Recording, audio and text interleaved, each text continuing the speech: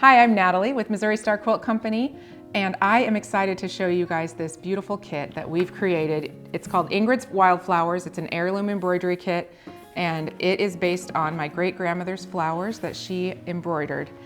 So it's a beautiful metal tin shaped like a hexagon, of course, because that's just so fun. The back has all the information about what's in it, a little story about Grandma. All right, when you open it up, you'll see how it's lovely. It has a beechwood embroidery hoop.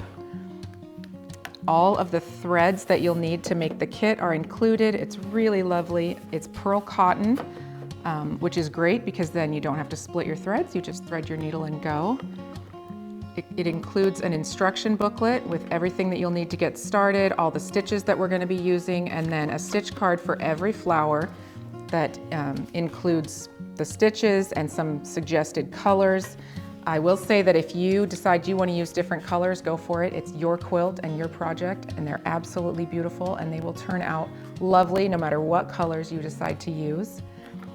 We have a little packet of notions, just all the things that you're going to need, a needle threader, some scissors, a really beautiful little needle minder that's magnetic. You can keep it adhered to your project as you're working on it, and a couple of different sizes of needles for whatever you're comfortable using. Really beautiful. And then also included are peel and stick stitch patterns for every stitch in the kit. There's 20.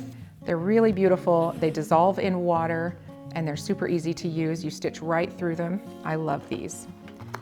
So that is everything that is included in the kit. It's everything that you need to make this beautiful quilt.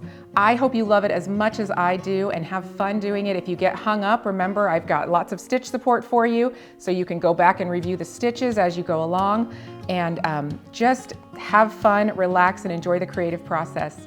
Happy stitching.